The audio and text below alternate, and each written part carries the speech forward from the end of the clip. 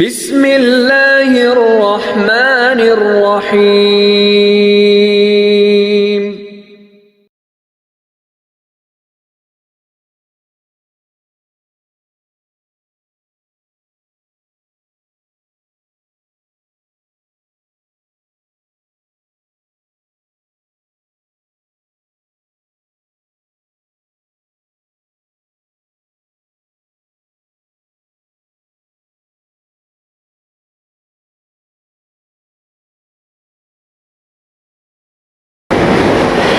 السلام علیکم ورحمۃ اللہ وبرکاتہ۔ الحمد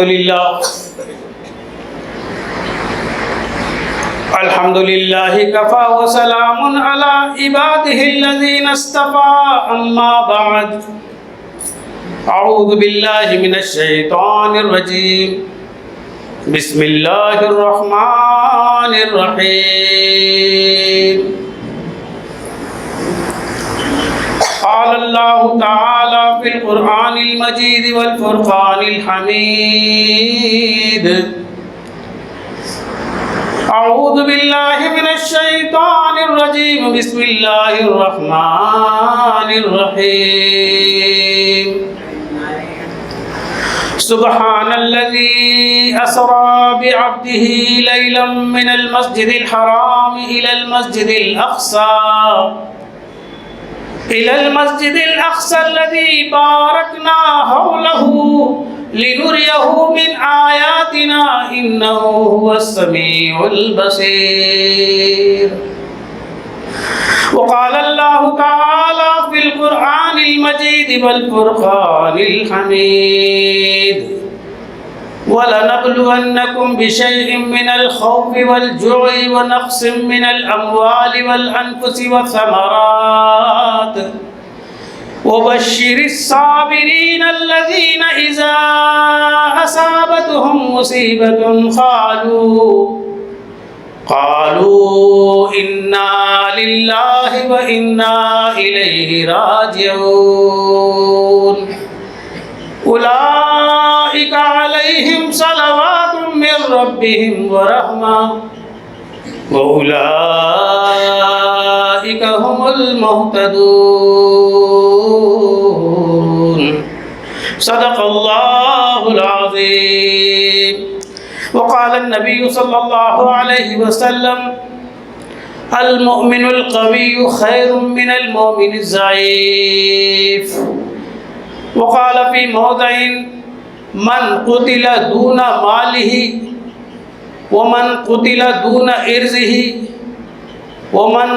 قتل دون دينه فهو شهيد، او كما قال النبي صلی اللہ علیہ وسلم۔ حاضرین محفل، میں نے سورہ اسراء کی ابتدائی آیت آپ کے سامنے تلاوت کی ہے، سورہ بقرہ کی بھی آیتیں تلاوت کی ہیں اور 2 حدیثیں بیان کی ہیں۔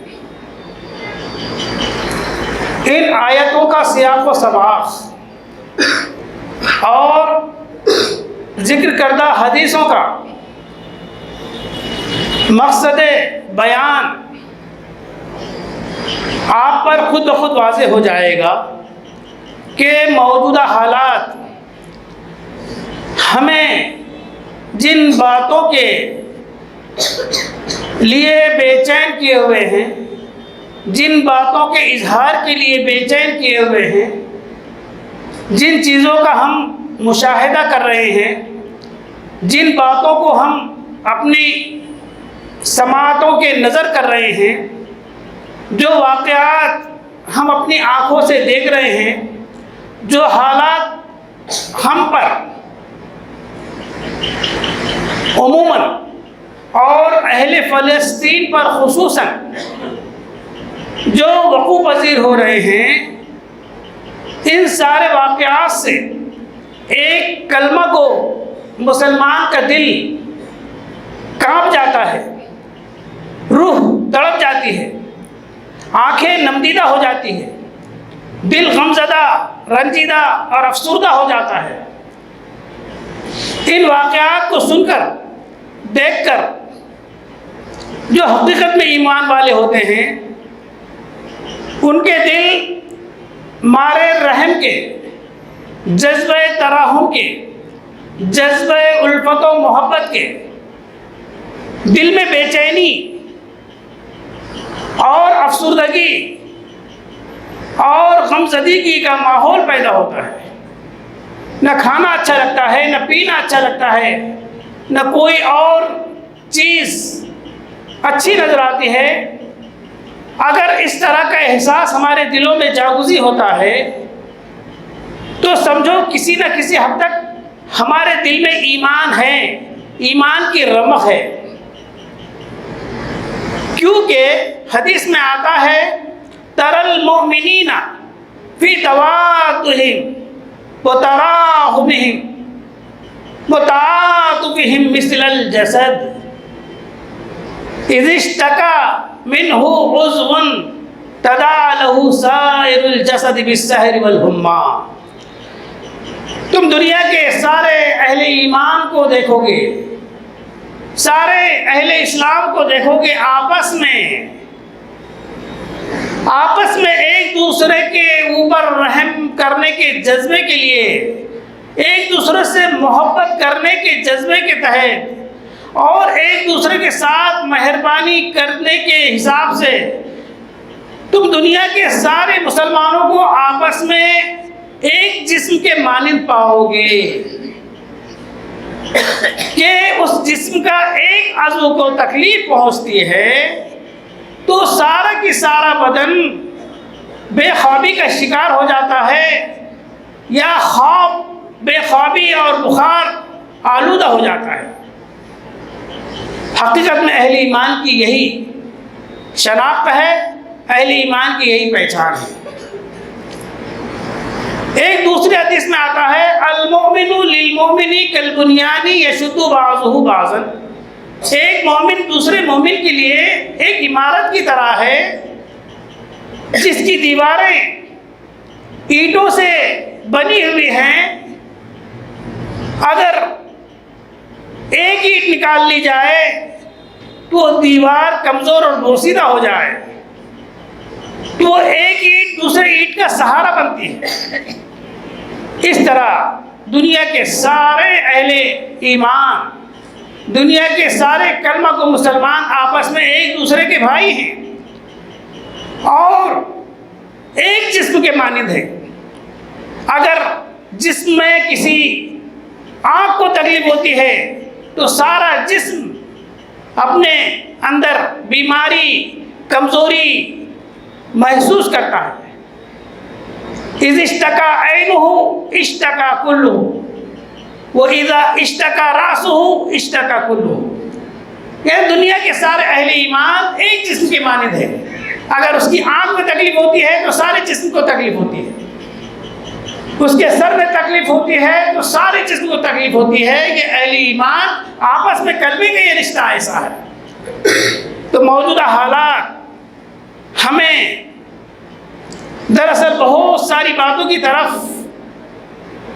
متنبع کرنا چاہتے ہیں۔ میں نے ایک آیت آپ کے سامنے پڑھی ہے وَلَنَبْلُوَنَّكُمْ بِشَيْءٍ مِّنَ الْخَوْفِ وَالْجُوعِ وَنَقْصٍ مِّنَ الْأَمْوَالِ وَالْأَنفُسِ وَالثَّمَرَاتِ وَبَشِّرِ الصَّابِرِينَ۔ اہل ایمان کو ہم ضرور بضرور آزمائیں گے، خوف کے ذریعے سے، رنج و غم کے ذریعے سے، مال و دولت کی کمی کی ذریعے سے، کھیتی باڑی اور بارش وغیرہ کی کمی کے ذریعے سے، کبھی کبھی ہم ان کو ان کی جانوں میں بھی آزمائیں گے، ان کے مالوں اور دولت میں بھی آزمائیں گے۔ تو اللہ تبارک و تعالیٰ کا یہ دستور رہا ہے کہ اہل ایمان کو وہ آزماتے ہیں کہ وہ اپنی آزمائش میں کھرا اترتا ہے یا نہیں، اور اہل ایمان جب ان پر آزمائش آتی ہے تو صبر سے کام لیتا ہے۔ صبر سے کام لینا یہ بھی اہل ایمان کی صفت ہے۔ وَبَشِّرِ الصَّابِرِينَ، اور صبر کرنے والوں کو خوشخبری سنا دیجئے۔ ان اللہ مع الصابرین، بے شک اللہ تبارک و تعالیٰ صبر کرنے والوں کے ساتھ ہے۔ مومنانہ صفات میں دو اہم صفتیں ہیں، ایک ہے صبر، ایک ہے شکر۔ مصیبت آئے، آزمائش آئے، جان مال وغیرہ آزمائش میں آزمائے جائیں، اس وقت اگر کوئی صبر کرتا ہے تو اہل ایمان کی اعلیٰ صفت ہے۔ اللہ تبارک تعالیٰ نے اگر نوازا ہے تو اس پر اللہ کا شکر ادا کرنا چاہیے۔ کبھی اولاد کے ذریعے سے نوازا جاتا ہے، کبھی دولت کے ذریعے سے نوازا جاتا ہے، کبھی کھیتی باڑی اور فصل میں خیر و برکت کے حساب سے نوازا جاتا ہے، کبھی علم کی دولت سے نوازا جاتا ہے، کبھی رتبہ، عہدہ اور پوسٹ اور اقتدار کی دولت سے نوازا جاتا ہے۔ تو مومن کامل کی یہ صفت ہوتی ہے کہ نوازے جانے پر اللہ تبارک و تعالیٰ کا شکر کرتا ہے، اور اہل ایمان ہی کی یہ صفت ہے کہ جب اسے آزمایا جاتا ہے، امتحان لیا جاتا ہے، اور اس پر صبر کرتا ہے۔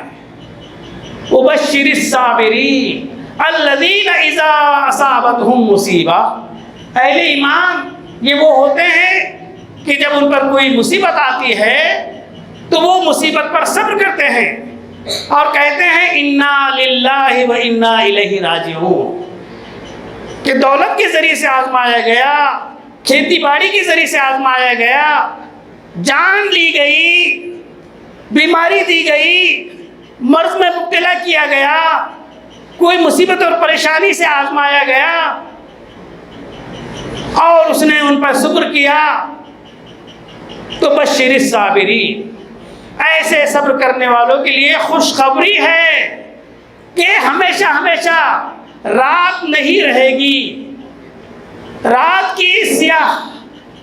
پردہ چاک کرتے ہوئے صبح کی کرن نمودار ہونا یقینی ہے۔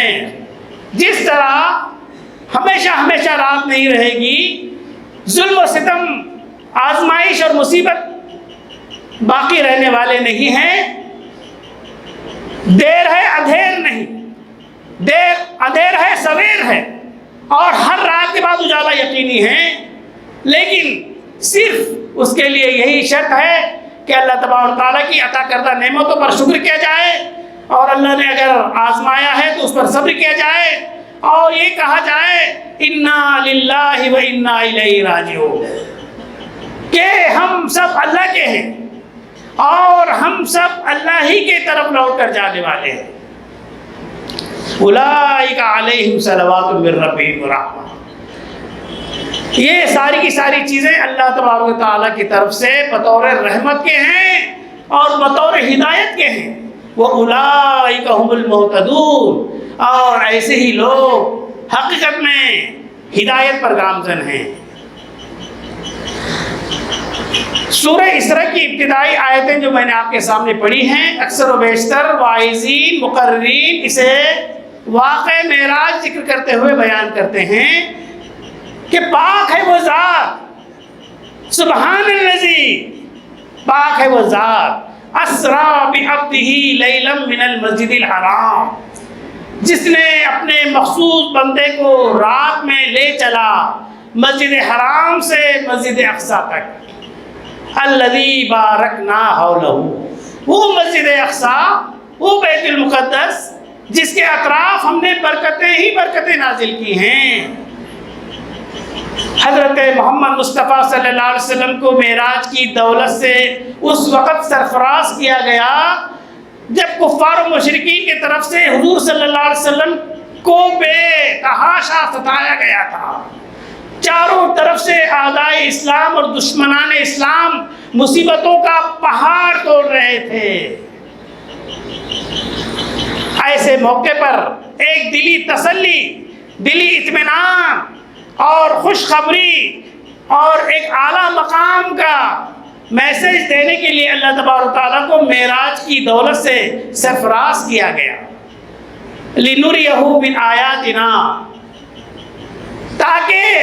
اس کے اطراف کی آیتوں کا ہم مشاہدہ کر سکیں۔ انہ هو السمیع البصیر۔ واقع معراج کی طرف اشارہ کیا جاتا ہے، اور وہ حضور صلی اللہ علیہ وسلم کے بلندی مرتبہ اور بلندی مقام کو واضح کرنے کے لیے اللہ تبارک و تعالیٰ نے حضور صلی اللہ علیہ وسلم کی معراج کی دولت سے نوازا ہے، اور معراج کی دولت سے جو سرفراز کیا بیت اللہ سے مسجد اقصیٰ تک، اور مسجد اقصیٰ میں سارے انبیاء کی امامت، اور پھر وہاں سے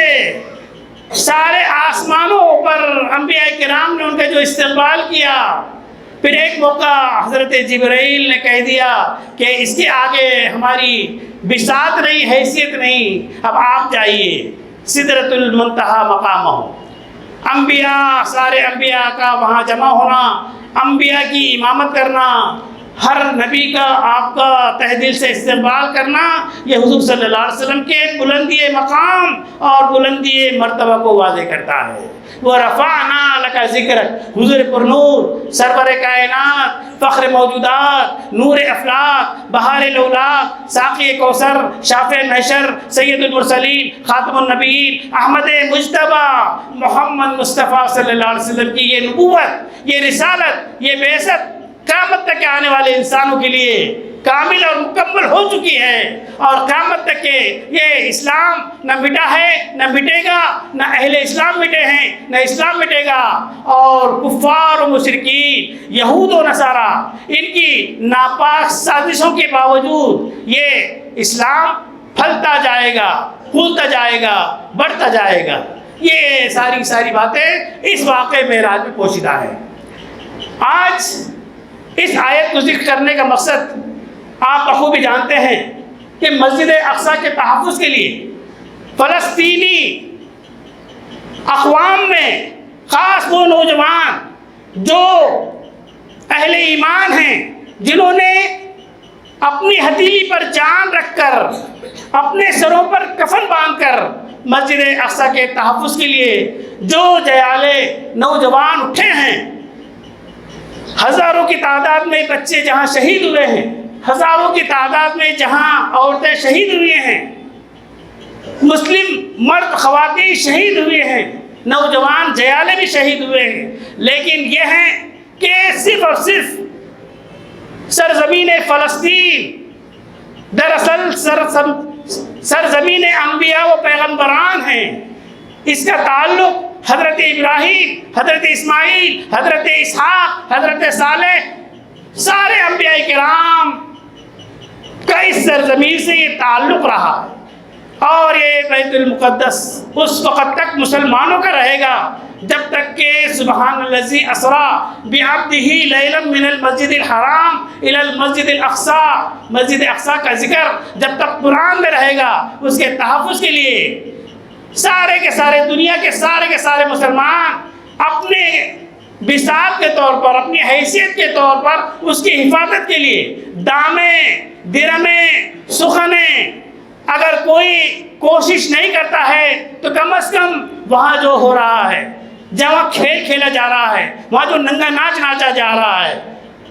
ایک دور آئے گا، حضور نے فرمایا کہ ایک دور آئے گا کہ ساری قومیں مسلمانوں پر ایسی ٹوٹ پڑیں گی جیسے بھوکا انسان دسترخوان پر ٹوٹ پڑتا ہے۔ شاید ایسے ہی موقع کے لیے حضور صلی اللہ علیہ وسلم نے یہ بات فرمائی تھی، الکفر ملت واحدہ، سارے کے سارے کافرانہ، مشرکانہ، یہودانہ، عیسائیانہ جو فرقے ہیں، یہ مسلمانوں کے حریف ہیں، مسلمانوں کے دشمن ہیں۔ ان سارے کے سارے لوگوں کو اسلام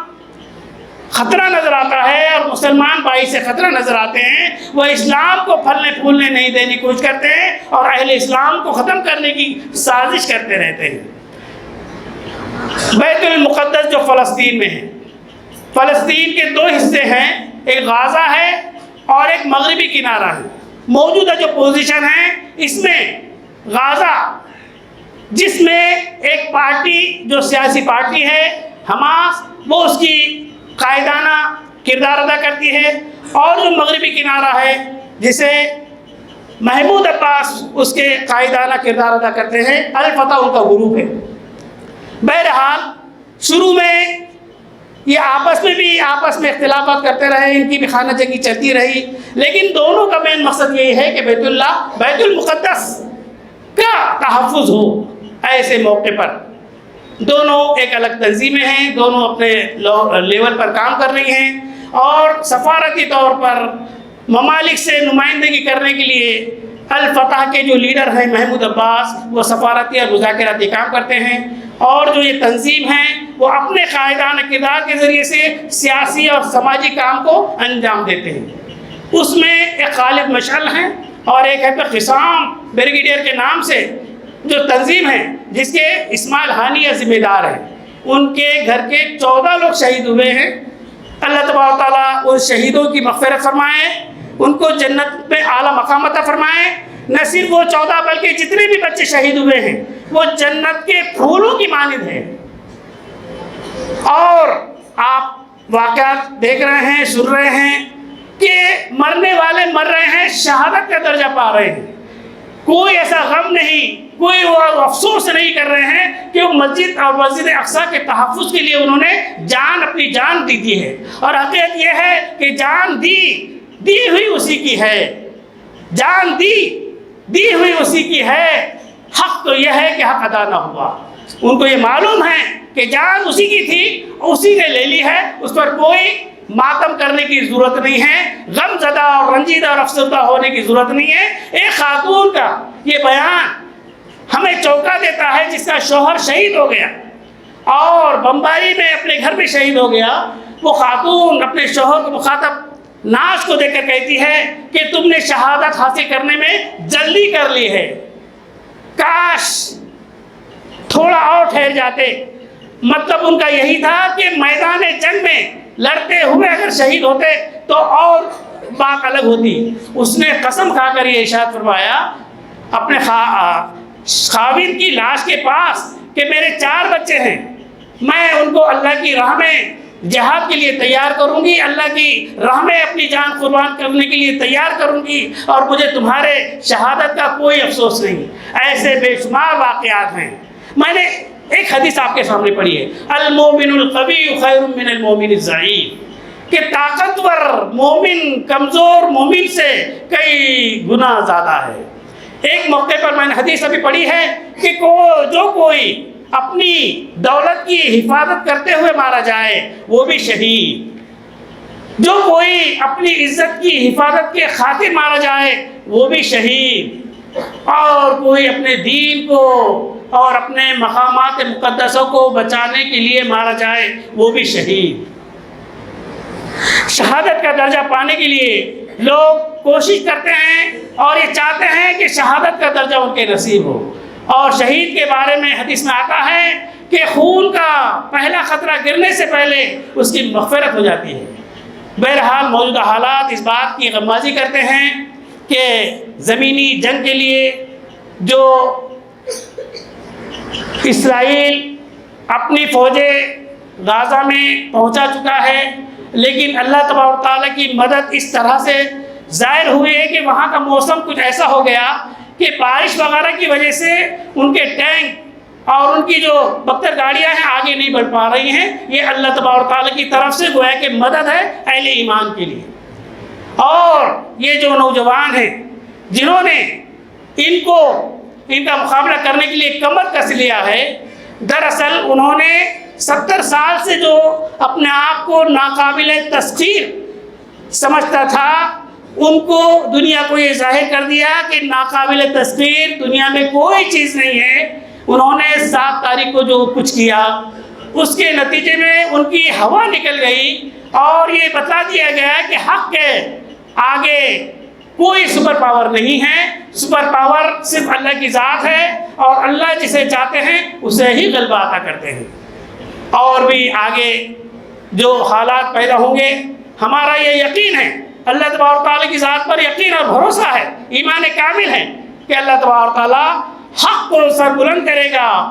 نوجوان جیالوں کی فتح نصیب ہوگی۔ اور دراصل جو بات ہے، جو چوہے اور بلی کا جو کھیل ہے، دراصل وہ اپنے طور پر غزہ کے اندر زمینی جنگ کرنے کے لیے آگے پیچھے اور پس و پش اس لیے کر رہا ہے کہ جو جنگجو کی جو پارٹی ہے انہوں نے سرنگیں جو بنائی ہے اس میں